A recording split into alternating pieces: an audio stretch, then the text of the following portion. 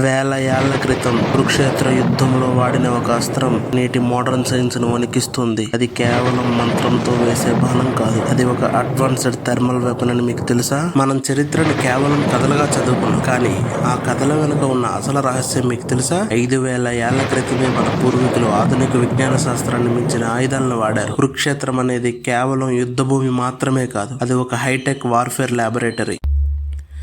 మహాభారతంలో బ్రహ్మాస్త్రం గురించి చెప్పినప్పుడు అది ప్రయోగించిన 10,000 సూర్యుల కాంతి ఒక్కసారిగా పుట్టినట్లుంటుందని రాశారు. సరిగ్గా 1945లో హిరోషిమాపై అనుభవమైన మాటలు కూడా ఇవే. ఇది కేవలం కాకతాళీయమా, లేక ఆనాడే మన దగ్గర న్యూక్లియర్ టెక్నాలజీ ఉండేదా? బ్రహ్మాస్త్రం ప్రయోగించిన చోట 12 ఏళ్ల పాటు వర్షాలు కురవని, గడ్డి కూడా మొలవదని వ్యాస మహర్షి గారు చెప్పారు. మోడర్న్ సైన్స్ దీనిని రేడియో యాక్టివ్ ఫాల్అవుట్ అంటుంది.